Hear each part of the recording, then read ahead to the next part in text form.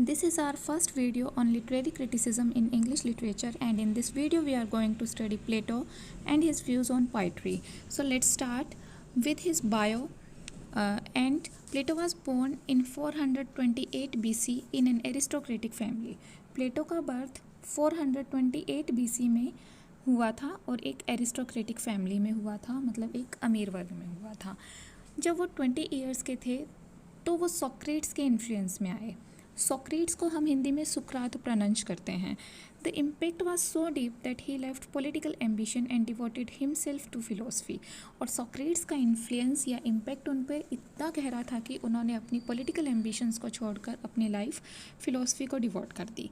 Socrates उस time पर एक कंट्रोवर्शियल फिलोसफर और टीचर के तौर पर जाने जाते थे और उस टाइम की बहुत से जो युवा लोग थे वो उनके इन्फ्लुएंस में थे। सोक्रेट्स उस टाइम पर एक टीचर थे और बहुत सारे जो यंग पीपल थे, यंग लोग थे, वो उनके इन्फ्लुएंस में थे और प्लेटो इनमें से एक थे। Plato was the student of Socrates and Aristotle was his student. Aristotle was Plato students and Plato was Socrates' student. Plato in his book Apology hailed Socrates as the wisest man alive. प्लेटो ने अपनी book एप्लॉजी में Socrates को यानी कि सुकरात को सब जीवित व्यक्तियों में सबसे ज़्यादा बुद्धिमान माना। Socrates devoted his life for the pursuit of knowledge, truth and wisdom. Socrates ने अपनी पूरी लाइफ नॉलेज, ट्रूथ और विजडम के लिए बिता दी। He aroused the hostility of some circles by deflating the pretensions of those who claim to be wise. और Socrates ने कुछ ऐसे लोगों की या कुछ ऐसे वर्ग की शत्रुता को अपने लिए बढ़ा लिया था, क्योंकि वो क्या करते थे, ऐसे लोग जो कि अपने आप को वाइज दिखाते थे, अपने आप को बुद्धिमान होने का दिखावा करते थे, उनके जो दिखावा था उसको वो एक्सपोज कर देते थे, जिसकी वजह से उन्होंने हॉस्टिलिटी को अराउज कर लिया अपने लिए। He undermine the conventional views of goodness and truth. और सोक्रेट्स ने उस टाइम के जो अच्छाई और सत्य को लेकर कन्वेंशनल व्यूज़ थे, परंपरागत व्यूज़ थे, उनको अंडरमाइन किया, उनको इग्नोर कर दिया। He also oppose the principle of democracy. और उन्होंने लोकतंत्र के सिद्धांत को भी अपोज किया। Eventually he was charged with impiety and condemn to death. और इसी वजह से उन पर नास्तिकता का चार्ज लगाया गया और उन्हें मृत्यु की सज़ा दे दी गई। अब उन्हें जो मृत्यु की सज़ा दे दी गई थी, इसके 3 रीजंस थे। He was alleged for corrupting youth. उन पर आरोप लगाया गया कि उन्होंने युवा वर्ग को बिगाड़ने का काम किया है। Worshipping false god. इसके अलावा उन पर एक आरोप लगाया गया कि उन्होंने झूठे देवताओं को, जो मतलब रियल में गॉड्स हैं नहीं, ऐसे देवताओं की पूजा की। And not worshipping the state religion. और ये भी आरोप लगाया गया कि उन्होंने राजधर्म की निंदा की है, जिसकी वजह से उन्हें क्या किया गया, कंडेम टू डेथ किया गया, मृत्यु की सज़ा दे दी गई और उन्हें जहर देकर मारने का दंड दिया गया। और सुकरात ने ये जो जहर था इसको बहुत ही खुशी से पी लिया और अपनी जान दे दी। After the death of his master. अब अपने मास्टर की डेथ के बाद, किसके मास्टर थे ये, प्लेटो के। तो प्लेटो ने अपने मास्टर की डेथ के बाद एथेंस को छोड़ दिया और सिसिली, इजिप्ट और इटली की यात्रा की। काफ़ी टाइम के बाद वो एथेंस वापस आए और एक मैथमेटिशियन थीटस के साथ एक अकेडमी को फाउंड किया। इस अकेडमी की एंट्रेंस पर एक इंस्क्रिप्शन थी, लिखा हुआ था कि let none with geometry enter, कि कोई भी बिना ज्योमेट्री के एंटर ना करें। और यहाँ क्या पढ़ाया जाता था इस एकेडमी में, geometry along with mathematics. Geometry, mathematics, philosophy, astronomy, biology, political theory, ये सभी चीज़ें यहाँ पर पढ़ाई जाती थी। और इसी एकेडमी पर एरिस्टोटल नाम का एक स्टूडेंट आता था, जो बाद में प्लेटो के एक फेमस स्टूडेंट के तौर पर जाना जाने लगा और एक बहुत ही बड़ा लिटरेरी क्रिटिक रहा वो। Much of Aristotle's work were critic and extension to Plato's ideas. Aristotle के अधिकतर जो वर्क्स थे वो प्लेटो के आइडियाज़ की या तो क्रिटिक रहे या फिर एक्सटेंशन रहे थे। Plato's thoughts was influenced by a number of pre-Socratic thinkers who rejected physical world known through our senses as mere appearance.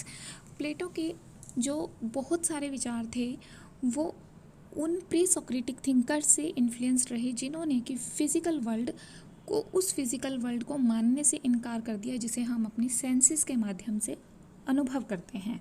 मतलब कि एक वर्ल्ड है जिसमें हम रहते हैं और जिसे हम अपनी सेंसेस के माध्यम से देखते हैं या फिर महसूस करते हैं, उस फिज़िकल वर्ल्ड को मानने से प्लेटो ने इनकार कर उन प्री सॉक्रेटिक थिंकर्स ने इनकार कर दिया और इन्हीं प्री सॉक्रेटिक थिंकर्स के विचारों से इन्फ्लुएंस्ड रहे प्लेटो के विचार।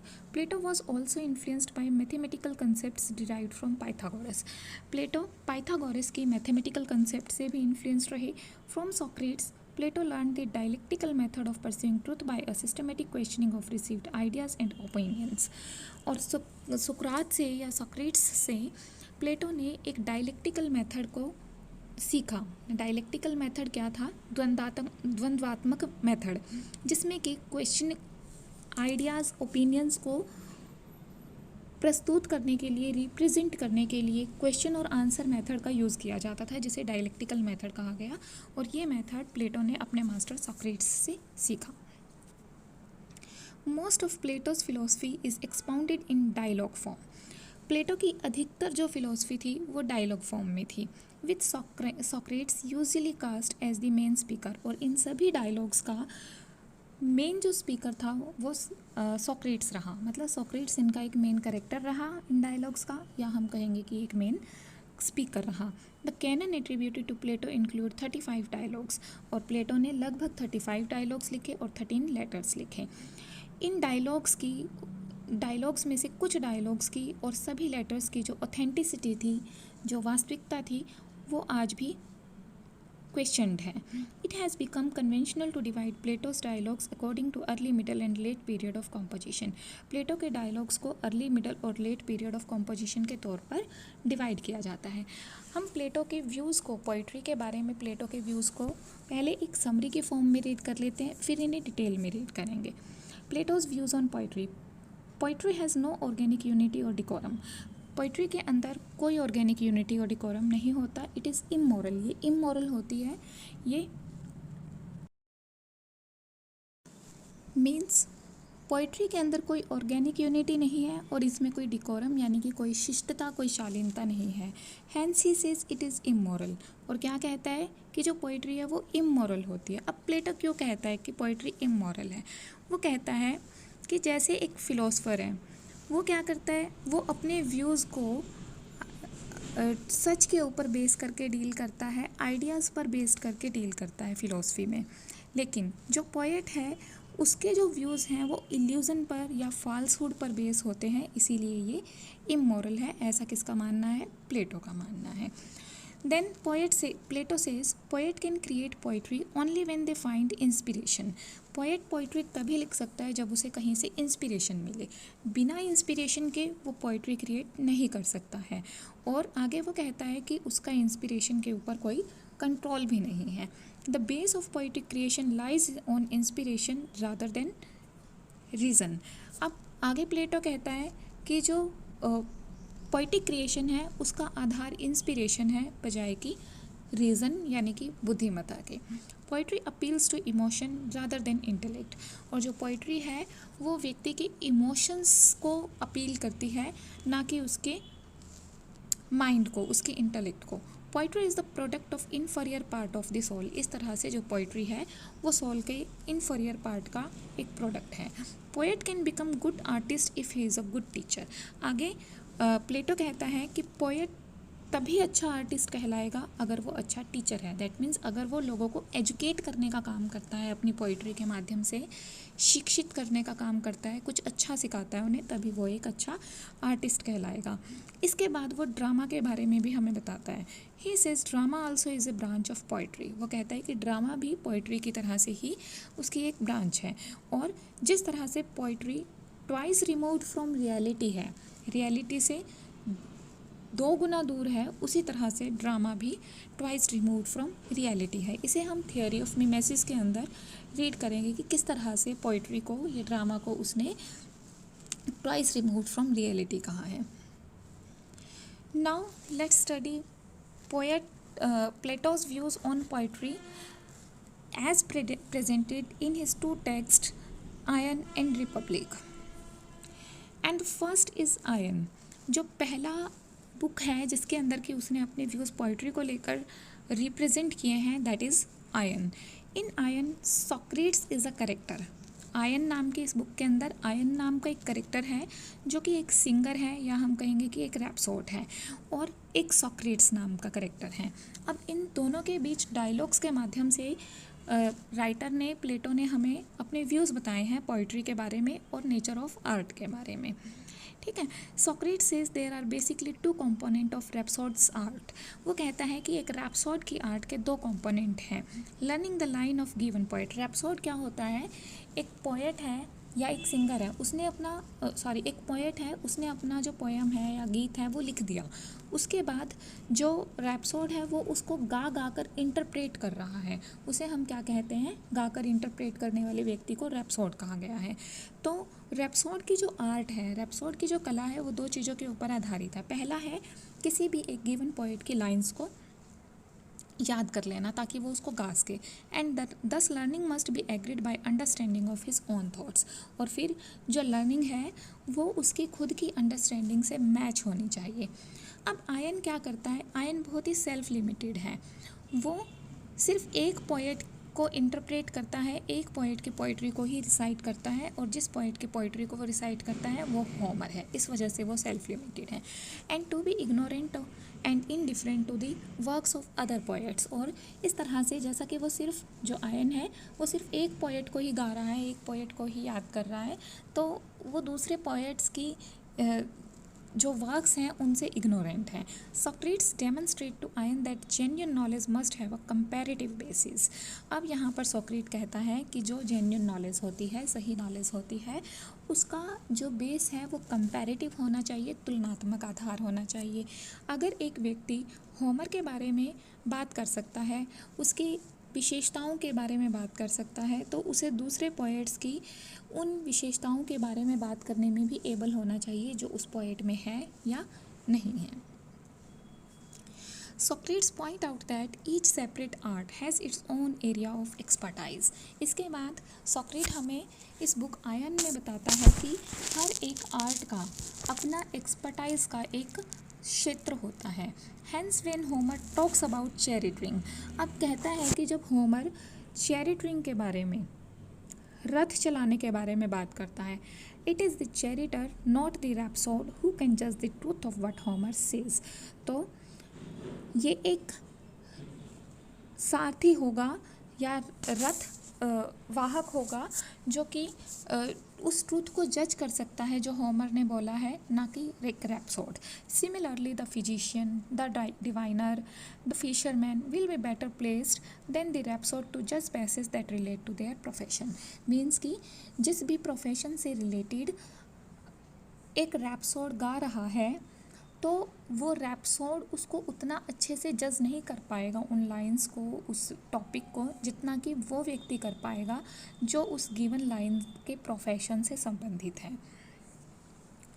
The base of poetic creation lies on inspiration rather than on reason. अब राइटर कहता है कि जो पोएटिक कॉम्पोजिशन है उसका आधार इंस्पिरेशन है बजाय कि तर्क के।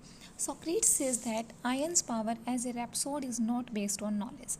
Socrates कहता है कि आयन की जो रैप्सोड के तौर पर एक पावर है या जो कला है वो नॉलेज पर बेस्ड नहीं है बल्कि डिवाइन इंस्पिरेशन पर बेस्ड है। If it were based on knowledge, अगर ये नॉलेज पर बेस्ड होती तो वो सभी पोएट्स के बारे में इक्वली बात कर सकता था। Then he says poet can create poetry only when he find या only when they find inspiration. Poet poetry तभी लिख सकता है जब उसे इंस्पिरेशन मिले। According to Socrates the rhapsode like the poet himself is in a state of divine possession.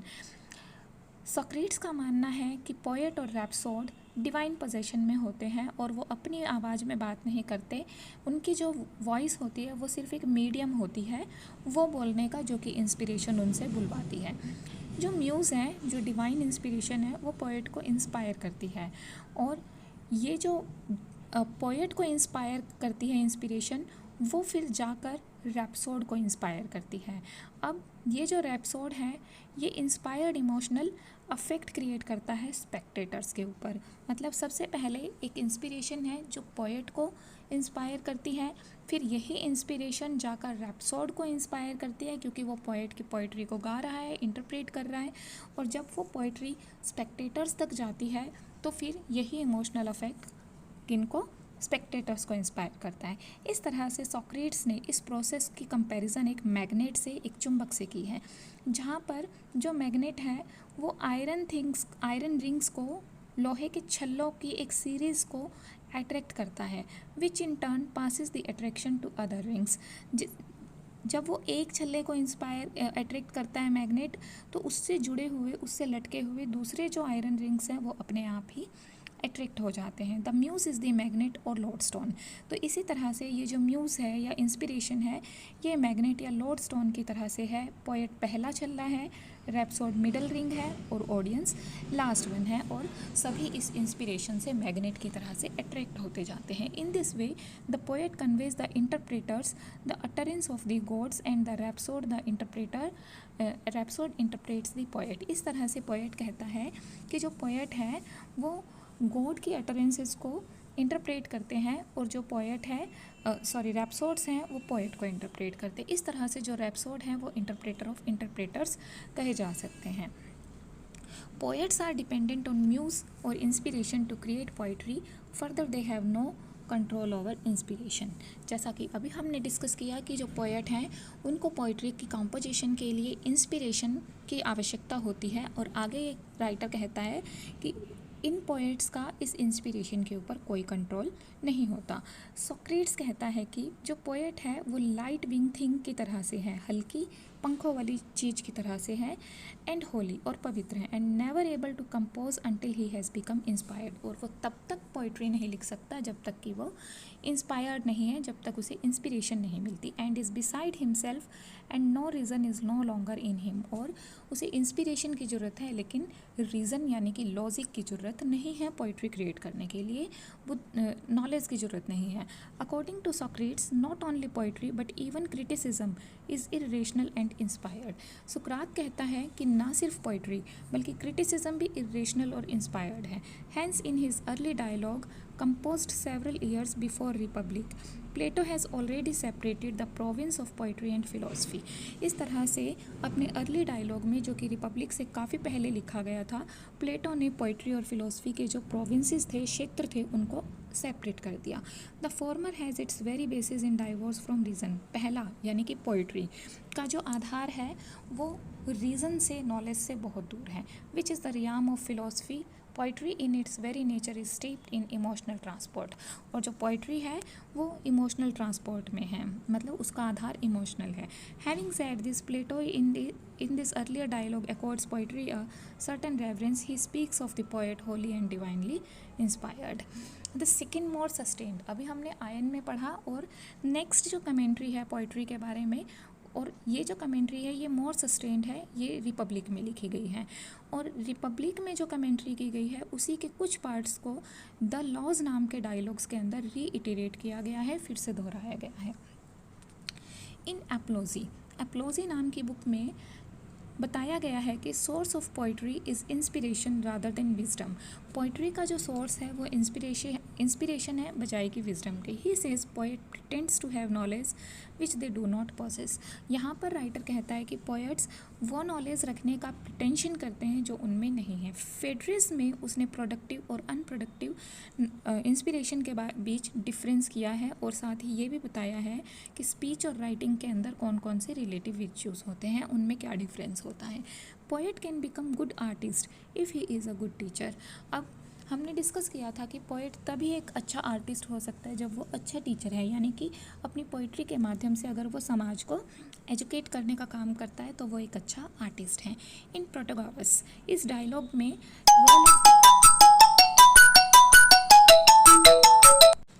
Role of poetry को discuss किया गया है। बताया गया है कि जो पोइट्री का रोल है वो है एजुकेट करना और वर्च्यूज़ को इनकलकेट करना। इसके बाद सिंपोजियम नाम के डायलॉग में वो हमें पोइटिक कॉम्पोजिशन के मोटिव्स बताता है, और ये मोटिव्स जो हैं वो क्या है, to preserve certain concept of wisdom and virtue और विजडम की कंसेप्ट्स को प्रिजर्व करके रखना।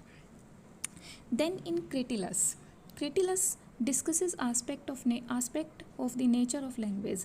लैंग्वेज के नेचर को यहाँ डिस्कस किया गया है, जैसे कि वर्ड्स और आइडियाज़ के बीच में कनेक्शन को. Hence, this was the video about Plato's introduction and his views on poetry, and for more videos you can subscribe and share our channel.